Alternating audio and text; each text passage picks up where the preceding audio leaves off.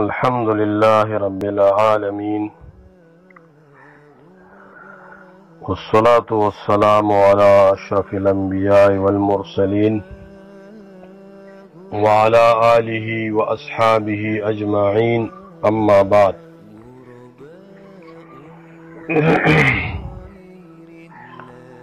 سوال یہ ہے کہ طواف میں یہ رمل جو ہے اس کے بارے میں اور سعی بین الصفا والمروہ کے بارے میں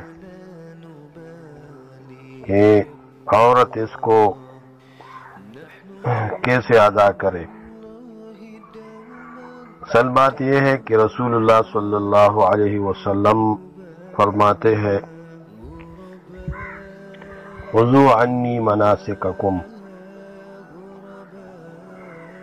مجھ سے حج کے طریقے سیکھ لو اور یاد کر لو، یعنی حج اسی طریقہ پر ضروری ہے جو طریقہ رسول اللہ صلی اللہ علیہ وسلم سے ثابت ہے۔ تمام عبادات میں نبی صلی اللہ علیہ وسلم کی اتباع لازم ہے۔ یہ رمل جو ہے، رمل یعنی تیز دوڑ کر طواف کرنے کو رمل کہتے ہیں۔ رمل صرف طواف قدوم یا طواف عمرہ میں ہی کیا جائے گا۔ طواف قدوم مکہ میں داخل ہونے کے بعد سب سے پہلے جو طواف کیا جاتا ہے اس کو طواف قدوم کہتے ہیں، اور طواف عمرہ جو طواف عمرہ ادا کرنے والا شخص مکہ میں پہنچنے کے بعد سب سے پہلے کرتا ہے اس کو طواف عمرہ کہتے ہیں۔ تو یہ رمل صرف طواف قدوم یا طواف عمرہ میں ہی کیا جائے گا، جیسا کہ صحیح بخاری میں ہے کہ رسول اللہ صلی اللہ علیہ وسلم پہلا طواف یعنی طواف قدوم کرتے تو پہلے 3 چکروں میں دوڑتے۔ یہ بخاری شریف کتاب المناسک میں ہے۔ اور عبداللہ ابن عباس رضی اللہ عنہ سے مروی ہے کہ نبی صلی اللہ علیہ وسلم طواف زیارت کے ساتھ چکروں میں رمل نہیں کیا۔ نبی صلی اللہ علیہ وسلم نے طواف زیارت میں رمل نہیں کیا۔ یہ ابو داود شریف میں صحیح ابو داود میں صحیح روایت ہے، کتاب المناسک باب الافاظت فی الحج میں یہ روایت آئی ہے۔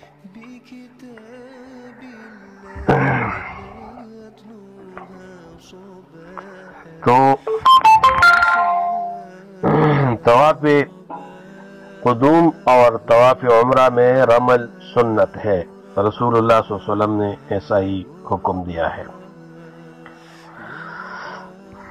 اصل عبداللہ ابن عباس رضی اللہ تعالی عنہما سے مروی ہے کہ رسول اللہ صلی اللہ علیہ وسلم جب عمرۃ القضاء کے لیے 7 ہجری میں مکہ تشریف لائے تو مشرکوں نے کہا کہ محمد صلی اللہ علیہ وسلم آئے ہیں اور ان کے ساتھ ایسے لوگ ہیں جنہیں یثرب یعنی مدینہ منورہ کے بخار نے کمزور کر دیا ہے۔ اس لیے رسول اللہ صلی اللہ علیہ وسلم نے حکم دیا کہ طواف کے پہلے 3 چکروں میں رمل یعنی تیز چلنا جس سے قوت کا اظہار ہو کرے، اور دونوں یمانی رکنوں کے درمیان حسب معمول چلے۔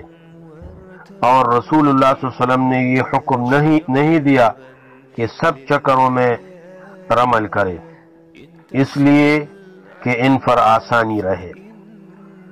یہ روایت بخاری شریف کتاب الحج باب کیفا کان بدء الرمل، رمل کی ابتدا کیسی ہوئی، ادھر یہ ہے۔ معلوم ہوا کہ رمل ایک خاص مقصد کے پیش نظر مشروع ہوا تھا، اگرچہ وہ صورت تو آج موجود نہیں، لیکن پھر بھی سنت رسول پر عمل کرتے ہوئے رمل کو ترک نہیں کیا جائے گا۔ تاکہ عروج اسلام کا دور بھی یاد رہے۔ اس لیے عمر رضی اللہ تعالی عنہ نے بھی یہ فرمایا تھا، اگرچہ اب وہ صورت تو نہیں، لیکن اس کے باوجود لا ندع شیئا كنا نفعله على عهد رسول اللہ صلی اللہ علیہ وسلم، ہم کسی ایسی چیز کو نہیں چھوڑیں گے جسے ہم عہد رسالت میں کیا کرتے تھے۔ یہ ابو داؤد کتاب المناسک باب فی الرمل میں یہ حدیث آئی ہے۔ تو رسول اللہ صلی اللہ علیہ وسلم کے دور میں یہ رمل صرف یعنی آدمی کرتے تھے، عورتیں یہ رمل نہیں کرتے تھے۔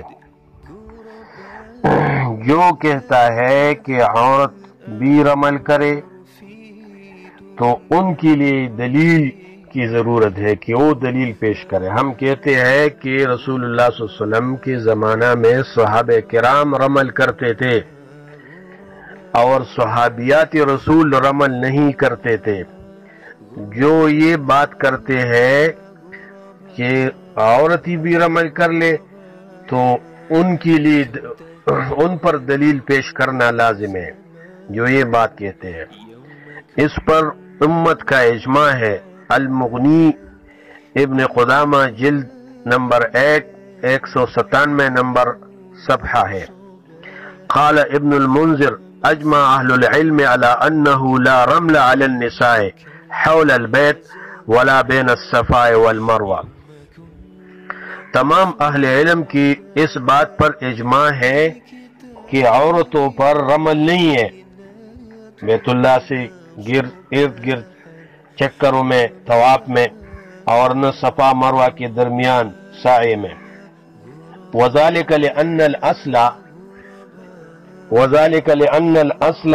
فيهما إظهار القوة ولا يقصد ذلك في حق النساء، ولأن النساء يقصد فيهن الستر،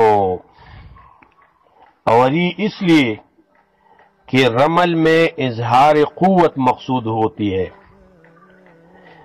اور زنانہ عورتیں جو ہے اس میں یہ مقصود نہیں ہے، کیونکہ ان کے حق میں یہ مقصود ہے کہ وہ ستر کرے، اور رمل کرنے کے ساتھ اس کی ستر باقی نہیں رہ سکتی ہے۔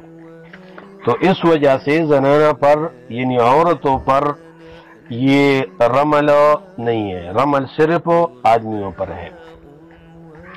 اسی طرح صفا مروہ کی سعی بھی عورتیں صرف چلنے پر ہی اکتفا کریں گی، دوڑ نہیں لگائیں گی، کیونکہ ان کے حق میں ستر مقصود ہے، جبکہ دوڑنے سے زینت ظاہر ہونے کا خدشہ ہے۔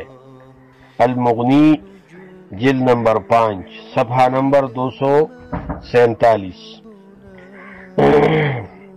اگرچہ بعض اہل علم یہ بھی کہتے ہیں کہ عورتیں بھی سعی کر لے، کیونکہ اس حکم کی صرف مردوں کے ساتھ تخصیص کی کوئی واضح دلیل موجود نہیں ہے، لیکن رسول اللہ صلی اللہ علیہ وسلم کے دور میں آدمی یعنی رجال وہ سعی اور رمل کرتے تھے، عورتیں نہیں کرتے تھے۔ اگر کوئی یہ بات کہتے ہیں کہ عورتیں بھی رمل کر لے، سعی کر لے، تو ان پر اس کے لیے دلیل پیش کرنا ضروری ہے۔